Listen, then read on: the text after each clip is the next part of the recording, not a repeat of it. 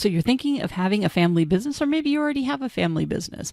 Let's talk about the pros and cons of having one. Hey, badass business owners. I'm going to assume you are watching this video because you are either thinking of having a family business or you already have a family business and you want to go over what's the good and the bad of having a family business. Well, there definitely are some pros and some cons. And matter of fact, there's been several different studies where they've interviewed families that have these family businesses, and they've come up with some lists of different things that you can prepare and look out for. So what I thought we would do in this video is we would kind of address those just to kind of throw them out there. So let's start with the cons. Let's start with some of the negative items. The first thing is there is such a thing as too much family time. You are seeing each other out of the business, in the business, during the business, and sometimes, you kind of want to get away. The other problem that creates, it's very hard to turn off at family gatherings. So when you are having family together, business is going to bleed. If you think about most conversations around the dinner table, they're going to talk about a variety of different things, but one of those topics always seems to come back to the jobs people have or the businesses they have. So when you're working with family, you can't help but it bleed into, because it is something that you guys all have in common. So sometimes one person might want to turn it off and the other one doesn't. They just want to talk about what happened. So that is one of the cons. You rarely get a break from work. You don't get to escape, if you will, which does create a different problem, which is separating business from family. So for example, if mom, dad, son, brother, uncle, cousin is in charge of the business and everybody else works in the business or it's co-owned, sometimes it's very difficult to see people in the roles within the business versus in the role as a family member. So for example, if dad owns the business or mom owns the business, we tend to still look at them as mom or dad versus the boss or the person in charge. And this can create all kinds of problems, and it can create to where disagreements will escalate, because how you talk back to your mom or your dad is different than how you talk back to your boss. It's very different. So a lot of times what happens is these arguments can start up because we feel comfortable with the other person, and it makes it very difficult to de-escalate them. It also creates a problem if you have employees, because the employees are witnessing this dynamic of how you guys talk to each other, but you're talking to each other as family members, not as boss, employee, or co-worker.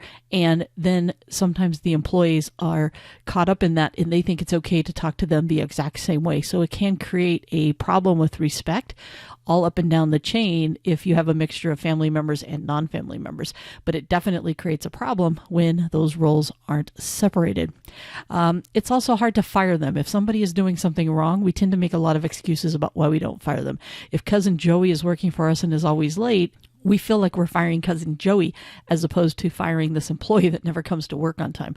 So it can become a very difficult situation to deal with the performance issues within a family business. We're less likely to write them up or to hold them accountable or put paper in place, because we don't want, go back to one of the previous slides, we don't want to go back to escalating that up, because people see us as family first and then business owners. So it can be very difficult to deal with problem children within the business. And by the way, family members are just like anyone else. There are businesses out there where there's been embezzlement, people taking money, people not coming to work, people taking advantage of situations that are going to have to be dealt with in a family business. And even if you think it's not your family, you'd be surprised. It happens in all kinds of families in family business.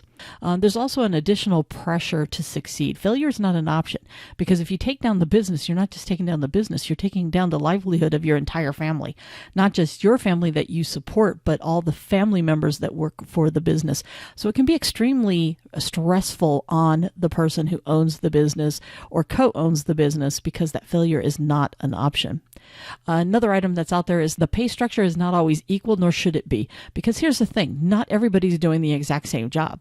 And the reality is the two people in the business aren't necessarily, if two brothers are in the business together, they may not be paid the same. And part of that reason is because you have two different things. Your pay is based on the job that you're doing, not the relationship. You have employee wages and you have owner wages. And people are going to be paid and should be paid for the job they do within the business. And then whatever ownership of the business and how you divvy out the owner's profits would be something different. So it is not uncommon for brother, sister, mother, father, whatever the case may be, to be making two totally different wages within the business if it's done correctly. And that can lead to problems in that family if it's not understood. The employee in the business is different than the owner of the business. The wages come from two totally different buckets, and it's important that that is done. Another one on here that I want to hit up right before we move on to the pros of having a business is sometimes one of the family members in the business are a much better, stronger business person. They have a better business acumen, a better business sense. And when they work for their family members, that family looks at them as their role within the family and not as that business owner. So if cousin Joey is very smart and very articulate, or maybe the son is very business savvy, but yet the parents still see them as their son, not as their business owner. And we see this dynamic a lot in family businesses that are generational, that continue to pass on, because newer, younger folks coming into the business see the impact, for example, of social media and some of the changes that need to happen to a changing world like we have today.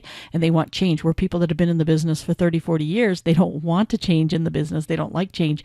So you've got one business person who's really pushing for that change and the other one who is not. And it can create a problem when people view the business from different hats, and it can create a lot of strife within that business. Now, with that, there also are a lot of pros that go along with having a family business that a lot of people actually like and enjoy. And one is you're developing a generational business, a business that can be handed down through the ages, from grandpa to son to grandson, granddaughter, whatever the case may be. And what's nice about it is you're creating a family legacy, and a lot of people do that. And there's some businesses that have been out there for 30, 40, 60, 75 years because you're creating the longevity of the business. You're making it longer, and you're creating something for the family that you know you're taking care of your family. And that's one of the wonderful pros of having a family business. Another thing is a lot of times you'll have the same goals. You're in it together. The whole family knows they need the business to succeed. So there are times when, as much as there's fighting in some of those cons we talked about, there's also this feeling that we're in it together. We're going to make it happen. So when the crap hits the fan, a lot of times people band together and do what it takes. You're not having to convince employees to do something. A lot of times you're just getting the family together and pulling a family powwow, and no one's got families back more than usually family. So if your family dynamic pushes that, then guess what? When you have some of those situations, you guys are in it for the same reason, especially if they live in the same household, because everybody has those same goals. Another wonderful thing is you get to work with loved ones. You get to work with people that you care about and that you know that care about you. And sometimes people love doing that. So yeah, you might not have as much alone time, but at least you get to go to work every day with the people that you care about and that you know you care about you, and they've got your back. So that's one of the really nice things about it. You tend to be able to count on them more than strangers. A lot of times employees become like family, not taking that away. They absolutely do. But the vast majority of employees that are out there, they don't think of it as family. They think of it as a job, a ways to an end, a paycheck. And a lot of times you know that if something happens, you can count on your family more. They may not like it. They may argue. They may kick and scream, but you know you can count on them, because that's typically what most families do. Not all. I'm not saying a dysfunctional family is not out there, but typically that doesn't happen in a family business until a generation or two down the line, when people are forced into the business. So you kind of have to be careful with that, because it can create that problem. You also have that built-in trust because of that, which makes it really nice. So overall, there's some really great things about having a family business. And most people, when you interview them with a family business, I would say the pros outweigh the cons. Most people that have a family business are extremely happy with it. They love how it's going. They love being able to work with their family. They love the fact that they're all in it together. They have a common purpose. And I think that's what most people are going to enjoy. But there are times where it goes wrong. It goes horribly wrong.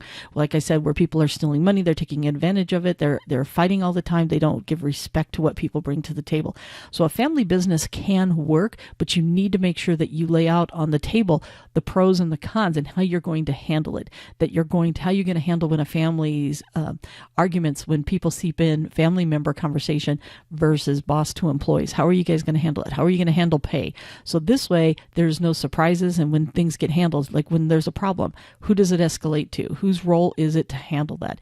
So family businesses, you need to have a lot of conversation. They can work out really well. They can last a really long time, but everybody needs to be on the same page as much as possible. And you have a plan for how you're going to handle the problems that you run into.